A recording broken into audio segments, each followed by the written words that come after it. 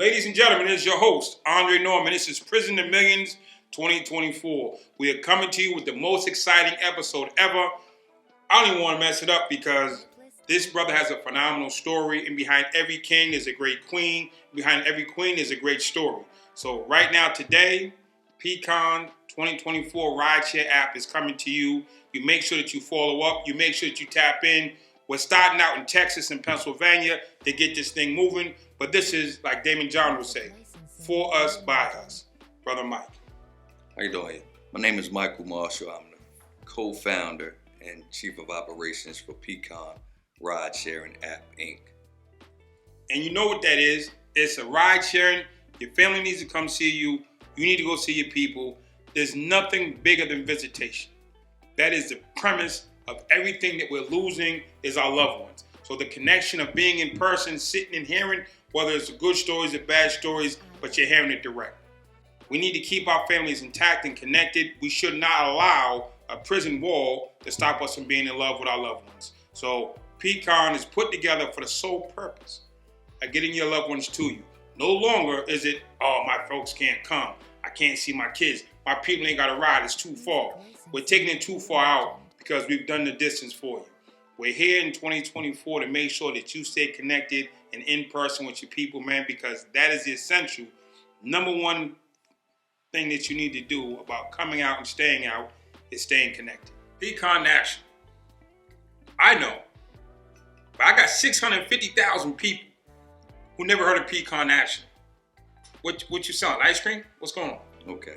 So PConn App, Inc. is actually a ride-sharing app for prison visitations that help connect your loved ones. We help keep families connected. It's a story behind it, so you know it's kind of for you guys. It's kind of for all of my people that's locked up. I did it for the brothers. I did 10.5 years myself. So what about the sisters? Brothers and sisters. No, I'm going on what you said. You can't be forgetting the queens, man. No, the queens it's brothers, sisters, everybody. It's available for everybody. I did it for everybody. I did it for the families. We keep your families connected. That's what we out here doing. So where did the idea for the ride-sharing app? Now you gotta remember, a lot of dudes was in jail before Uber came out. Mm-hmm. So first, ride-sharing is you go to your phone. I'm saying hopefully you ain't got no phone up in there. I'm saying you ain't supposed to have.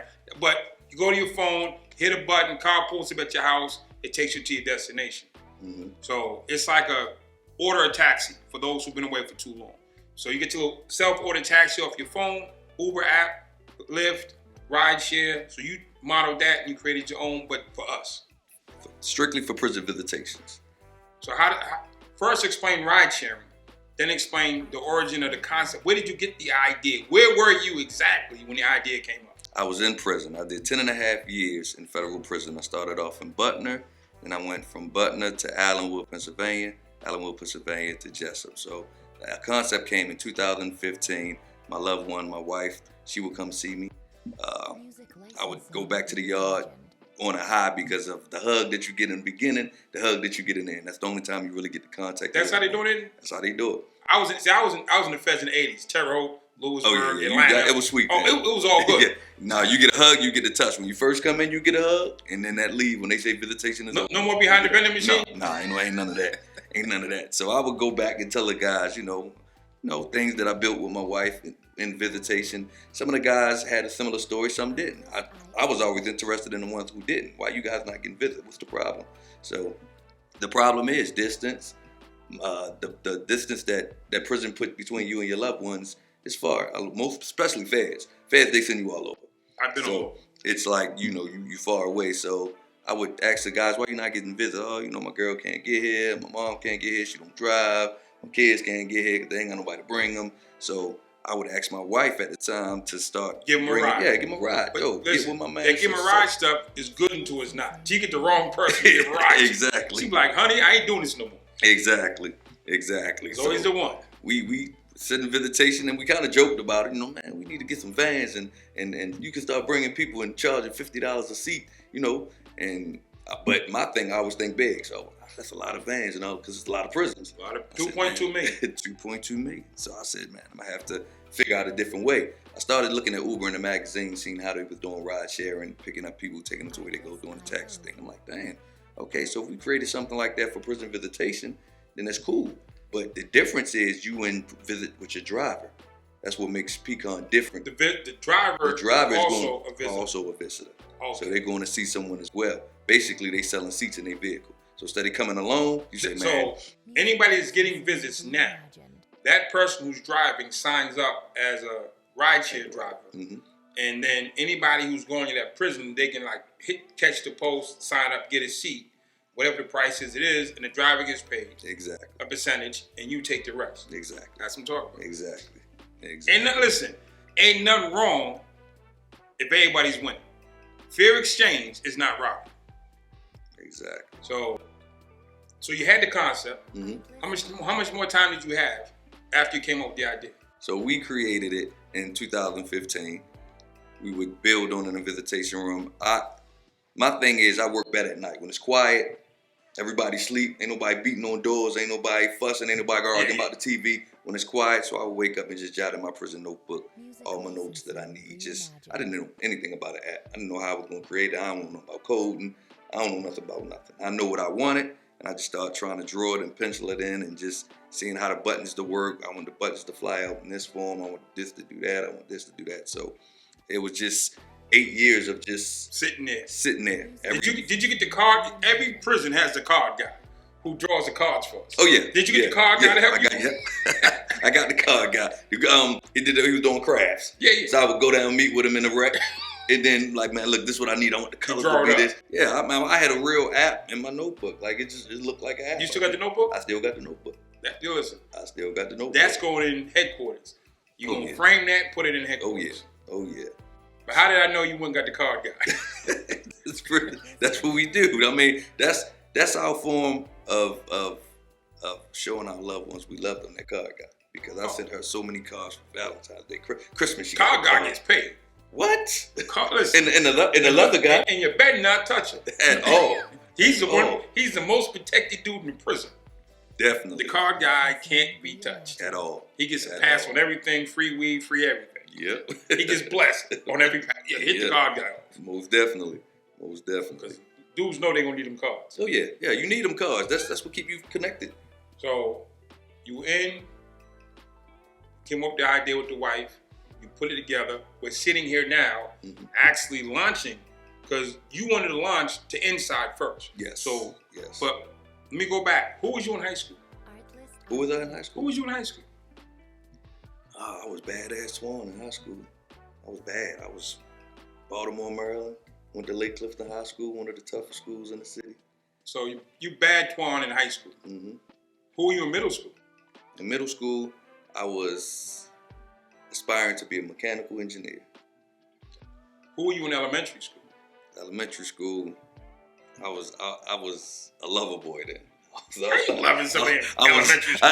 I was all about chasing the little girls in elementary school. I ain't even gonna lie. That was my thing in elementary school. And who were you in K1, K2, preschool? Can you remember that far back? I can't remember that far back. I guess I was trying to. So how did you go from a lovable preschooler to social butterfly, for lack of a better term, to mechanical engineer to bad Twan? What happened between 7th grade and high school that got you off track? My mom left me. Okay. How did your mom leave you? I was in high school. I was in school in 9th grade. Came home from school. House was empty. Straight rolled up. It was brothers, sisters. You the only child. No, I have 2 sisters. She took my little sister with her. My older sister sings. She sung for John P. Key, which is the gospel group. So she was on tour. So your older sister on tour, the little sister in school, you in school, and mom's doing what she do for work? No, she was working at Cigna Healthcare. So she had a job. She had a regular job, and you just come home from school like every other day. Mom gone, little sister gone. Yep, house empty. I called my grandmother like, man, I think somebody broke in the house and took everything. You saying my mother? I need to tell my mother. Your mother moved to North Carolina. Huh? And she ain't take you? Grandma knew she was gone. Yeah. She thought I was gone. I said, no, I'm at the house, Grandma. I'm at the crib. So you walk in the house. Not only is your mother gone, but your little sister gone. You didn't even realize how much you loved your little sister until she was gone. Until she was gone. Everything. I'm like, dang, I mean, it took 3 days to settle in. Tell me about that 3 days of sitting there in the house. Did you go back to school the next day? No, it took me 3 days to go back to school. So you're sitting in the house. I'm sitting in the house just wondering what the hell happened. Why she left. I don't know what the hell was going on. Then from there, so did you ever have the conversation with her? Yeah, that's my and baby. She said man. what? My mother not now. Oh, then? Oh, no. I couldn't find her for a while. She just gone. Yeah, she was gone. So how old are you, 15? I was 15. Yeah, I was 15. She moved to North Carolina. And now she left you the house though. Was the house paid for? Yeah, the house, no, we was in the project. We was in the apartment. So, did you get kicked out of the house? Or get Nah, because now I'm in survival mode. So I go down to the bottom of my projects, and there was a dude named Stinking Black that ran the projects. They ran it. So now I'm like, yo, I want to hustle. I need to hustle. Mechanical engineer shit out the window. You know what I'm saying? I need to get on. I gotta figure this out. So, they put me on. I started learning the game, whatever, doing my thing. And I would go to the rent people and be like, Mom's sick, she can't come pay the rent. Right. Yeah, go to rent. But, I didn't even know how to pay the power. She had to tell me where to go pay the power. I'm like, how I keep the lights on? And I'm like, my mom's sick, so I'm trying to do everything. So, the lady at the rental office kind of schooled me on how to pay all the bills and do everything. So you living on your own? I'm on my own. Real time? Yeah. So once I'm getting money and I'm living on my own, I wasn't traumatized anymore. I'm like, no, you were traumatized. You just didn't know it. Yeah. You adjusted to the trauma. I got my own place now. Man, we over here. Let's go. So now you on. I'm on. And then from there you end up in prison. We know how it goes from there. Yeah. From that, you can look back now and see the turning point. Yeah. When you went down upstairs and said, "Yo, Stinky, put me on." Mm-hmm. You should have asked me for a car number too. Yo, can you pick my car number and my ID? I'm gonna need that. I'm gonna need a prison ID. Eventually, this is what it's gonna be. That was a turning point though. So you sitting in court. The judge reads out what for a sentence? 132. Well, 100. They get months. Yeah, feds give you months. That messes up. See, all y'all go to public school. We end up in the feds. They don't give you years. They give you months. So you get on your multiplication. They make you calculate it. Because when I stood up and he gave me the 126 months, you thought it was 126 years. I'm like, damn. No, I'm like 126. I'm thinking days. 12. I'm like, damn, I'm coming home. That shit. Then I start doing the math. I'm like, damn, it's 12 months to a year. I looked at my lawyer and said, damn, it's over 10 years. He was like, yeah, don't worry about it. You ain't going. You ain't going. You told me 46 to 57 months. I'm in that blanket because that's what he told me. He was like, man, you go to trial, worst case scenario, 46 to 57 months. He said 120. Man, that man doubled that thing. So when he hit you with the time, what ran through your mind? My kids. How many did you have at the time? 4. It was 3. When I left, it was 3, 5, 12, and 14. So now they're like, what you think about your kids? It's like, man, I'm leaving my kids. I'm gonna be gone from my kids for a minute. But I didn't think I was gonna be gone for the whole 10 years because in my mind, I'm thinking appeal right off the rip. Of course. I couldn't wait to. You know how many people watching this thought they were gonna beat the appeal? That's what the lawyer tells you. Don't worry about it. Don't worry. We got on the appeal. Don't worry about it. He's skating.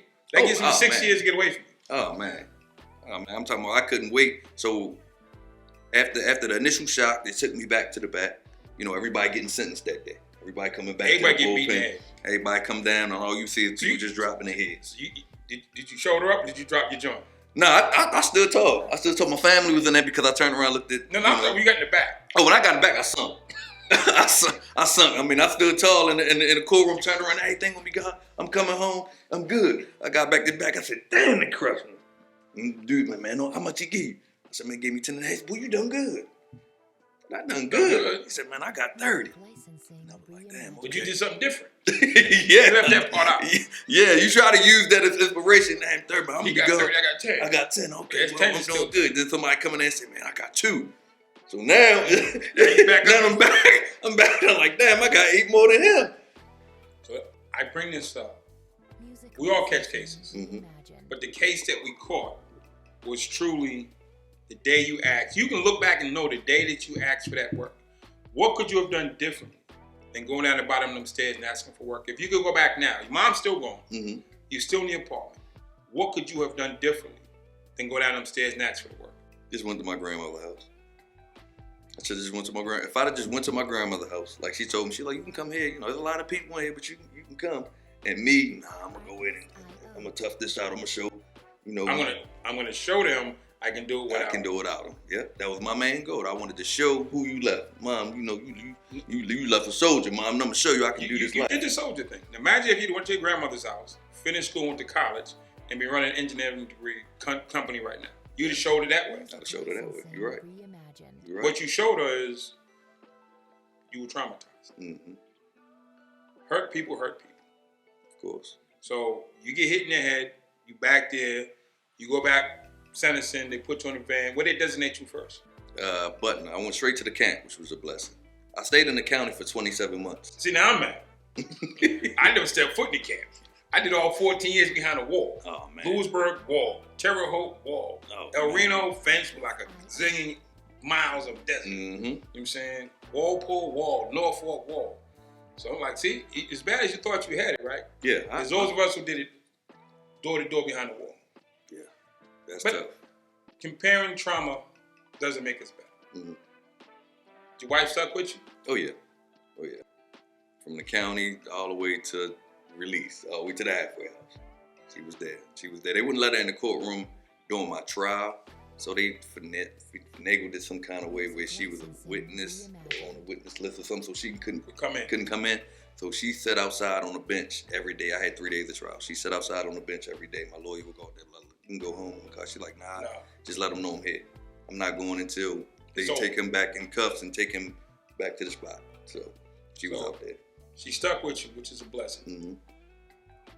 What do you tell the brothers who got their women who maybe not stuck with them, that she might have faded off? My girl faded. Mm-hmm. I'm saying, I got the dead Jody letter. I think it was like 2 years in. Okay. I came in, like, oh, my girl. They're like, yeah, 5 visits a week, 3 visits a week, 1 visit a week, 1 every other week, then the letter. It just fade off. Then the letter. So what do you say to the brothers, man, who, like us, who loses that connection? Man, it takes a special woman to do it.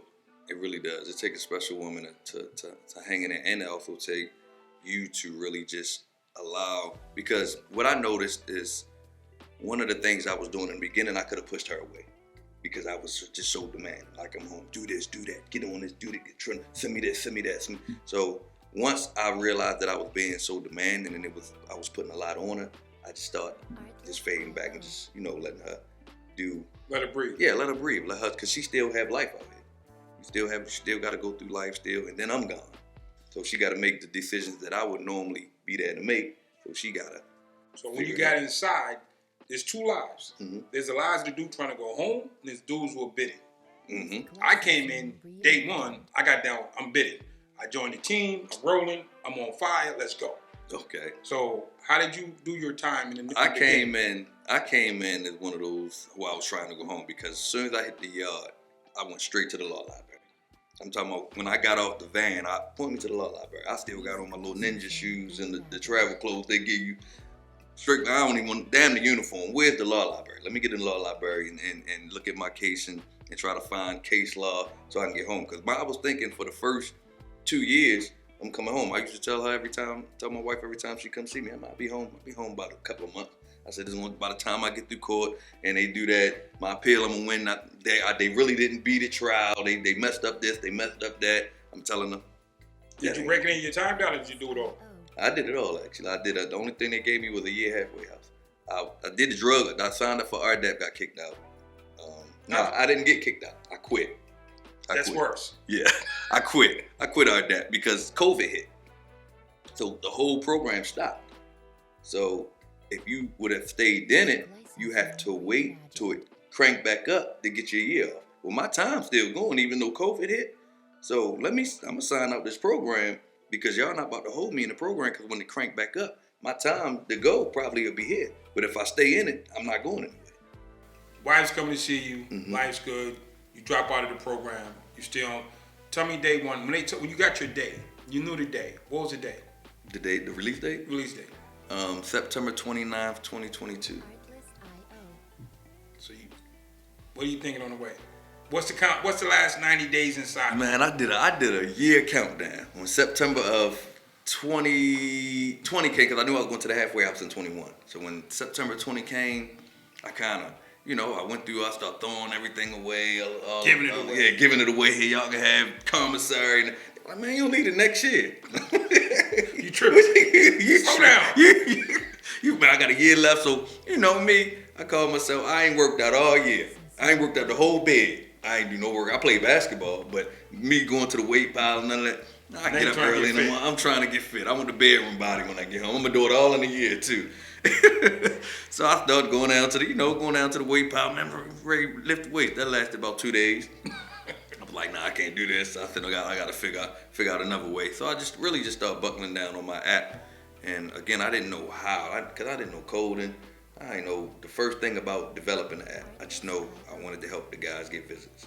I know I wanted to make sure that they see their loved ones, make it easier. So you get to the halfway house, and what kind of mobility did you get? Well, when I first got to the halfway house, I already had a job lined up. I was a recruiter for a sports agency. Female I know had owned a sports agency, and I talked to her while I was locked up. Like, give me a job when I get home. So Gotcha. I already had that lined up once I got to the halfway house. What was the first thing you did for the app when you came home? The first thing I did for the app, let me see, is I contacted my man P. I had actually met P New Year's. Him and his sister, we was cool. He introduced me to P, so I talked to P about the app. That was just like me talking to him. And then he was like, man, I got a developer I probably could put you on. Let me talk to him. So we called it. He called the developer Jonathan. Jonathan called me. He was like, we need to do some framework on it, do some wireframes, do some prototype. So his company's called Gadai Technology. So we got with him. Jonathan framed it up, and then that's where it stayed for a minute. Is the app done? The app is done.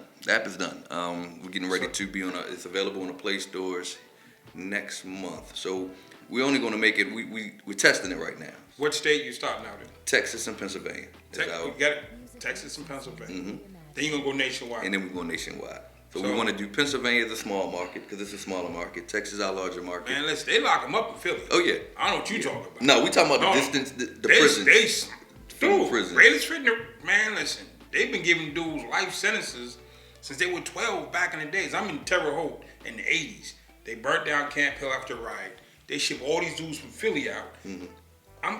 I'm a state prisoner too, so I got all these state dudes, we straight dudes, we hanging out.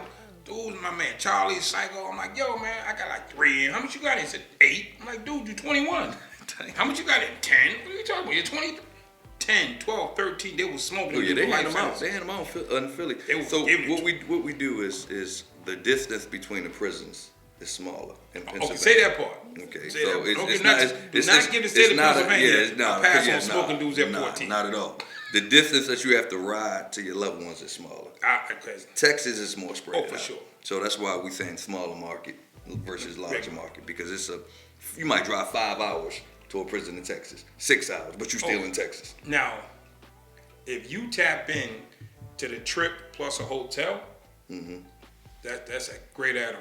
Because I know when they used to come visit me in the Feds, you had to get a hotel. Gotta get a hotel. Gotta get a hotel. So finding a hotel that's affordable, that again it all works in sync. Mm-hmm. That apartment. So okay. The app, frame, ready, go. Mm-hmm. I'm saying, wife CEO. Wife is the CEO. How did that come about? Well, why not you the CEO? That seems like a guy's job. Why you let her be the CEO? For one, she was the first PConn driver. For sure. She was the first PConn. Shout out to the wife. Charlotte, first PConn driver. So, also, I'm on probation, of course. Yeah, you can still be CEO of a company. Understood. But when you have I have bank fraud and money laundering. So when you CEO of a company and you asking for investments and investors and they look at you as the CEO and you have bank fraud and money laundering, it's not gonna go well. Nah, not at all. Don't be mad. Just adjust. Not at all. So my wife, she doesn't have those blemishes, and she's a great leader. Gotcha. She's a great leader. She's more firmer than me. She remembers people. Yeah. She's a great leader. So it fit her as the CEO, and that was kind of also my homage as during that time for. So we have all these brothers and sisters watching us. Mm-hmm. You sat in the cell, you sat in the visiting room, and you came up with a concept. Then you've taken that concept from the visiting room mm-hmm. to here. to we're actually sitting here and you're launching your app, which is, aside from it's going to benefit people in jail, you took something from idea to concept to reality. I sat in prison and had a concept of going to Harvard University. Went from idea to concept to I'm a Harvard law fellow. You know what I'm saying? So the message is simple. I don't know what your idea is, what you're considering, but I need you to actually put in the work. Because brother said you did 8 more to the door. Yeah. I did 8 from the time I said it to the door. And I've been on for 24 years now. And my dream has surpassed anything I ever drafted out. Because this is a funny thing I'm going to tell you. You're starting on a journey. But once you hit that line and your app blows, there's a whole nother life on the back end of that app. See, I wasn't ready for life on the back end once I got to Harvard. I got there, I'm like, I'm here. They're like, nah, they're like, keep going. And there's a whole nother road that I never considered. There was a road from prison to Harvard, which was all bumpy and rocky, but I stayed on it. But once I got to Harvard, there was another road that went beyond, and that was paved with gold. So when you get to the bumpy road to get your company up, but once the company's up, there's another road that leads from there down another path. And when you get to that one's paved with gold. There's no more bumps. So the transition from that road to that road, how was that for you? It was crazy. When I started being invited into rooms with people who run billion-dollar companies, I have a contract now with the association. To be a member of the association, your company must do at least $2 billion a year. Wow. If you don't do $2 billion, you can't even get in the room. And I'm in this room, Governor, Genius Network, top marketers, advertisers in the country and around the world. I'm the chief of staff. I run the whole thing.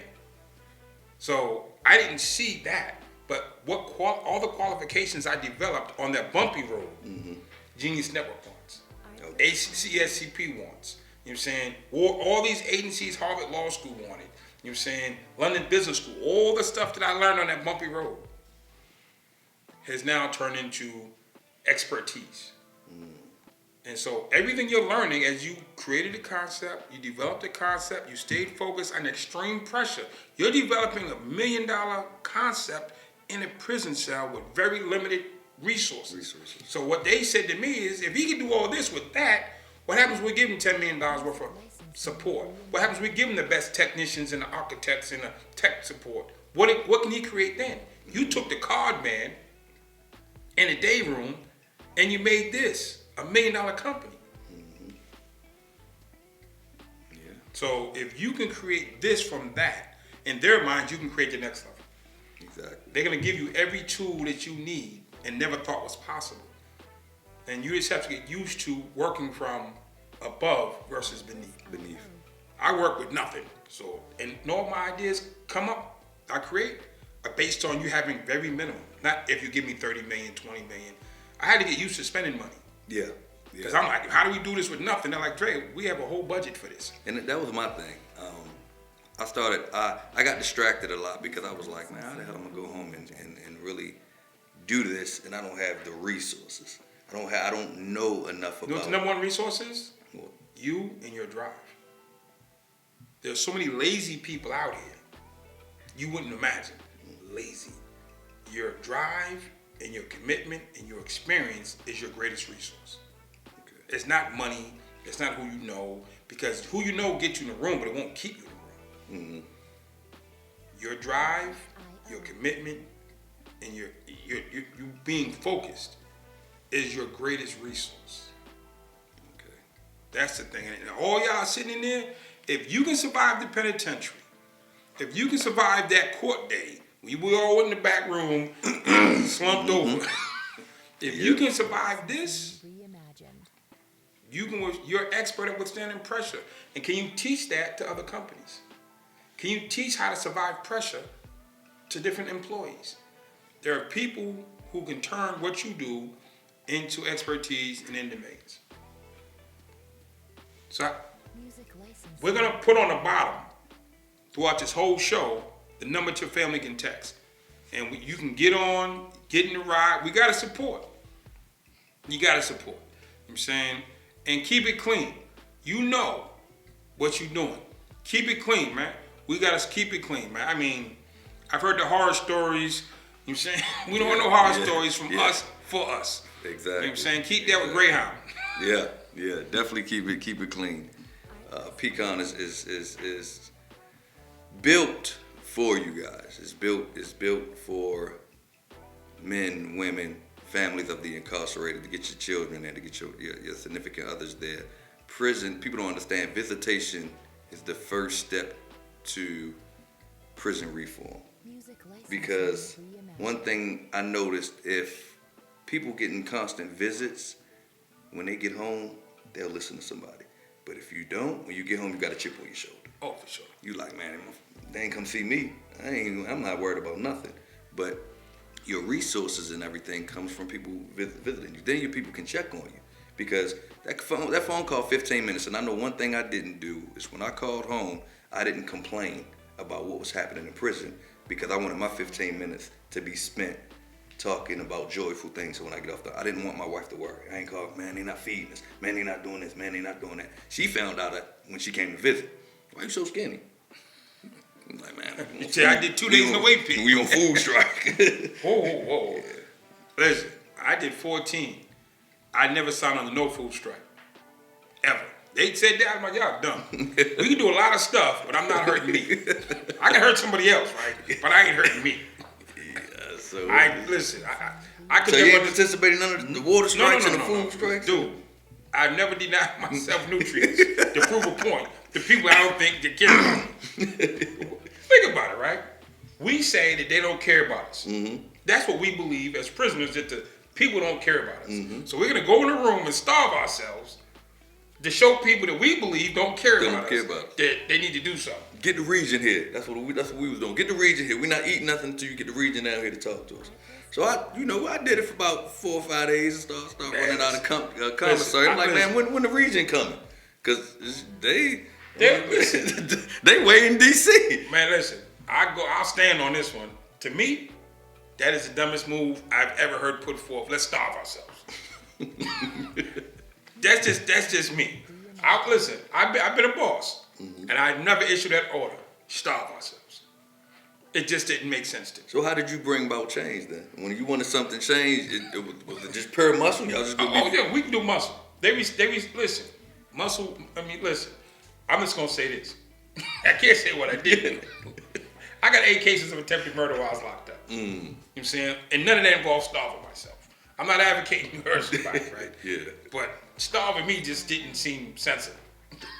Gotcha. So, there's in 2024 and beyond, man, the world is watching. We ain't gotta attack them. We ain't gotta attack us. We just gotta.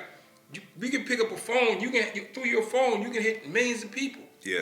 You can advocate, man. Listen, when we attack them, we give them justification for whatever they're doing.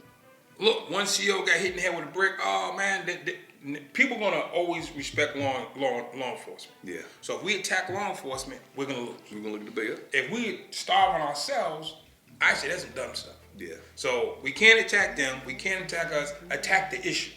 Okay. The issue is what you attack. And if they're not feeding us proper, if the medical ain't proper, if the environment ain't proper, there's ways to get that out there, and we attack the facts. Listen, there's no heat in this building, or this food is not up to standards, or whatever. We attack the facts. We don't attack them. We don't attack us. We attack the facts. Corrections is run by government. You know what I'm saying? Whether it's state or federal, it's a governmental agency. They have policies and guidelines. Do they follow them all the time? No, nor do we. But you attack the facts, you attack the policy in which the rules, what does their rules say? That's how I approach it. You know what I'm saying? I attack the facts. I ain't putting hands on them. I definitely ain't putting hands on me. Yeah. You know what I'm saying? Yeah. And that's how all my advocacy is attack the facts. Okay.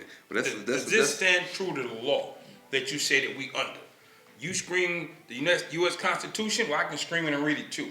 So I say to everybody in the penitentiary, if you have not sat down and read all the articles in the U.S. Constitution, you have no basis for fundamental argument. Because if you don't understand the paper that governs them, you can never argue with it. When you run up on them, if you've never read it, like it says in the 13th Amendment, slavery is dead except for if you're convicted of a felony. Nobody's arguing the fact that that's law. Mm-hmm. Exactly. It's not about do you like it. It's law. And the same law that says we can do X, Y, and Z says that you can open a company. Mm-hmm. Saying you attack the fact that you are allowed to own and operate a company. That's a fact. Oh man, they ain't gonna let me do this. I did time. I got a fraud case. No. You're feeding into emotion. You're attacking yourself, or you're blaming somebody else, saying, I can develop this app. Mm-hmm. I can hire my wife.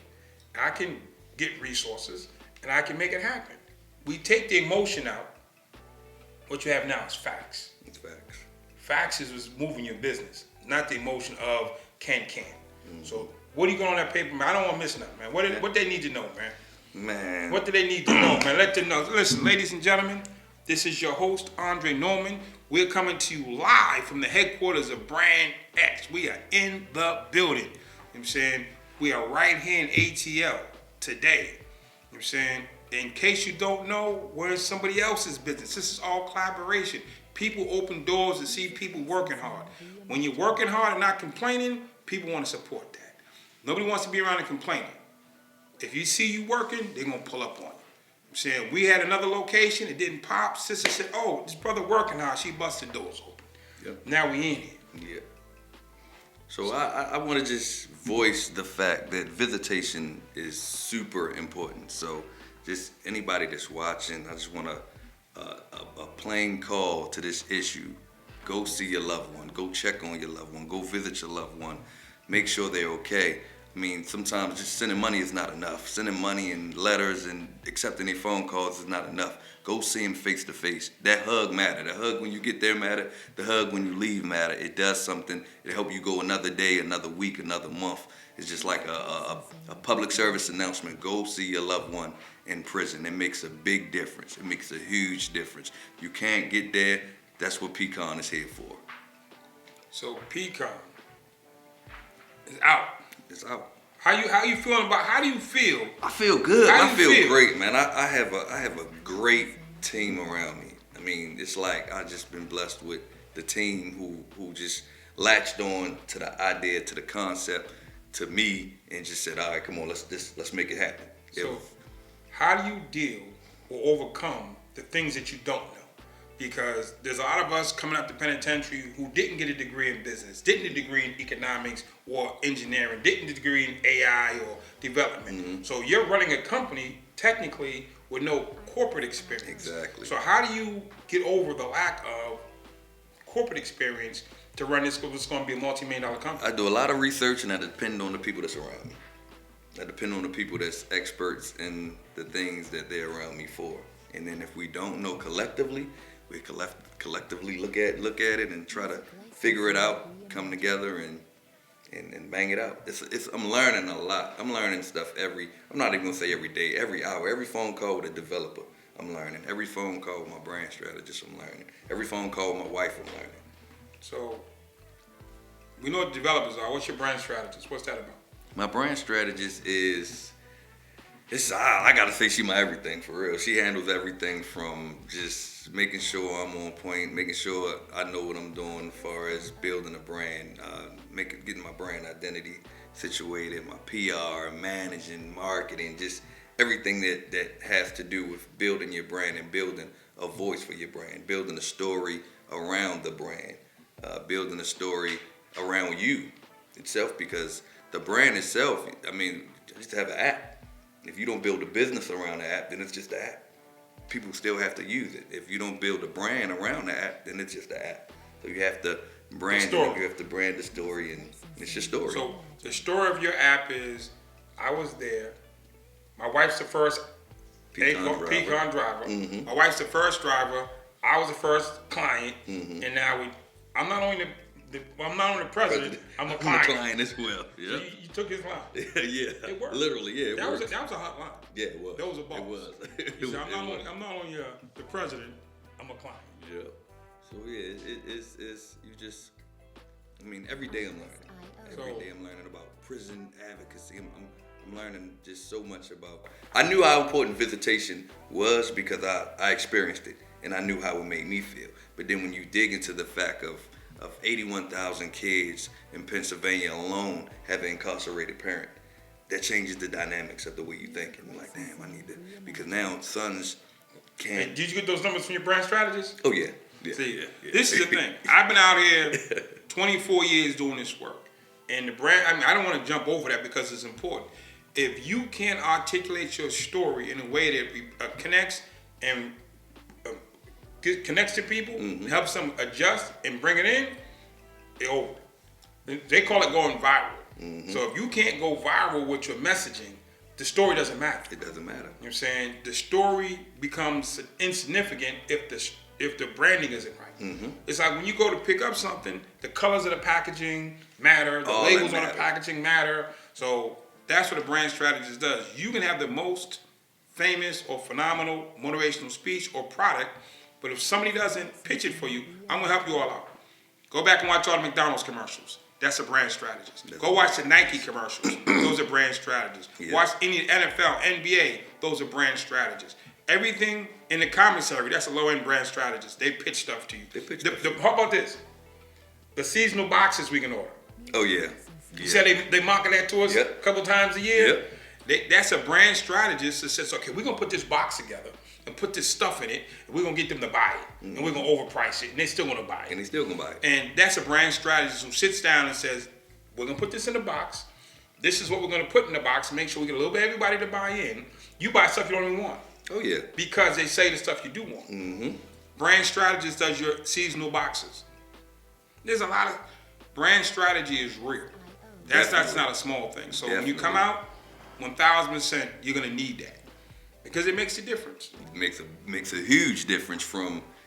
I mean, when I got out, I thought I had it all, all figured out. Logo, I got the logo, I got this, I'm straight, I got the app. How much did you pay the car guy for the logo? Well, no, actually, I drew my logo. I had it in my mind. I didn't pay the car guy. I just knew I wanted, it's called PConn. I know I wanted a P and a C, because it stands for Prison Connect, People Connect. That P is significant, and then that C is connecting. We're connecting communities, we're connecting people. So when I got home, I'm thinking I'm together. And then, I give her my brand strategy, she shredded it apart. I'm like, shredded you. I'm not together. I guess I gotta start getting it together. But yeah, she's done an awesome job just rebuilding the brand and helping me understand that logos matter. Because, our first logo was a P and a C, and it was chain link. And she was like... No chains. That's exactly what she said. No chains. No, we got to break that. Like, the chains... That's gone. Yeah. I did a video edit the other day. There was a prison. Now, that got to go. I mean, we can be from prison, but prison doesn't define us. Doesn't define us. Exactly. So we don't need to be defined by prison all the time. I'm the prison guy. That's my lane. But you'll see me in a suit. You see me in a lot of different spaces and places. And we're bigger than that. Yeah. We're way bigger than that. And I'm super happy that you're here. You know what I'm saying? For all of you who are sitting there behind the walls, man, brothers, sisters, man, listen, this is possible. How is it possible? Brother sitting right here. He sat in the V room and came up with a concept, built with the queen, built with the card man, and then he had to go find out who he was. Exactly. And this doesn't work if you're not out here. Oh, no. So this doesn't work if you don't stay out. So getting out, as hard as it seems, is the easy part. Staying out is the important part. So because you got out, you're on a mission, you're inspiring, you're going to uplift, and don't think your idea is dumb. I'm saying the only dumb idea is the one you don't execute on. Yep. Because somebody else will execute on it. It's all right. Yeah, I get a lot of the, why not just take an Uber to the prison? Or why not just do this? Or why not do that? So leave those people alone. Leave them right in the barber shop where you found them, or at the end of the bar stool where you found them. When I was a kid, there was like 3 kinds of toothpaste. Now there's like 50. Why you keep making new toothpaste? Because people keep buying it. Yeah, exactly. You know what I'm saying? So the why, because it's a business idea. You know what I'm saying? There's more business ideas to come. The smartest people have come from the penitentiary. World changes have come from the penitentiary. You know what I'm saying? Disruptors come from the penitentiary. Ain't nothing wrong with it. Right now, you're sitting in university. The question is, are you flunking out of there too? Mm-hmm. We flunked out of high school, but don't flunk out of this school. You know what I'm saying? I got a GED from prison. That's where mine came from. You know what I'm saying? And I done super numbers in super spaces. So we just here to say, collectively, success is possible, but it's not easy. It's hard work. There's no easy work. I never said that was easy work. Michael Jordan used to say easy work. Yeah. But unless you Michael Jordan, ain't no such thing as easy work. Ladies and gentlemen, this is your host, Andre Norman. We have the VP. Co-founder. And Chief of Operations. This is for you guys. Go see your loved one. PConn. Texas and Pennsylvania, we're launching first, so all the prisons in Texas, text Ride or Drive. All the prisons in Pennsylvania, text Ride or Drive. Everybody else can text Ride or Drive. Drop your location where we at, and then your area might be the next area that we decide to launch in. IamPConn.com is the website. That's IamPConn.com. That's the website. See, y'all missed that. Well, he's not in Connecticut. He's not in Michigan. No matter where you are, you drop that. It'll give the state that you're in, and he's going to know what market to go to next. So instead of trying to guess, we're going to go on based on people who actually need the service. So ladies and gentlemen, we're starting 2024 with a bang. You know what I'm saying? Brothers in the house. Thank you so Be much. More Thank in you the so building. much. Thank you. No. I appreciate your time. Thank you for making a way. You know what I'm saying? Because my mother needed that when I was upstate. You know what I'm saying? When I was in the feds. We needed that. That's not something that, that's an everyday thing. Okay. If a ride was available, more people get visits. Most definitely. Rides are available. You're making a way. You know what I'm saying? I think she gets CNN Hero of the Year, man. We're putting you up for that. Okay. That's awesome. Thank y'all so much. Definitely text Ride or Drive to that number, and PConn got you. And we just want to spread the fact that everyone needs a visit. Everyone need a visit while you're incarcerated. Go see your loved one. Reach out to your people. Tell them come see you. There's a way. There's no excuse now. Ladies and gentlemen, I am your host, Andre Norman. As always, anytime I end the show, I tell you, go see the warden, go see the program people. Tell them, yo, the dude that's on the podcast said he'll come up. Hit up your people. They'll hit me. I will come to your facility in person and build. Shout out to Louisiana. Shout out to Michigan. Shout out to my ladies in Santa Clara out in Arizona. I'm saying shout out to my brothers in New York. Shout out to hometown Massachusetts. I'm saying we come. Shout out to Florida. Shout out to Alabama. Listen, if you call us, we'll come. It's that simple. You call us, we'll come. So see the program people, and yo, they say they'll come in, we'll come. We'll definitely show up. So until the next episode, if I see you in person, I'll see you online. Be good.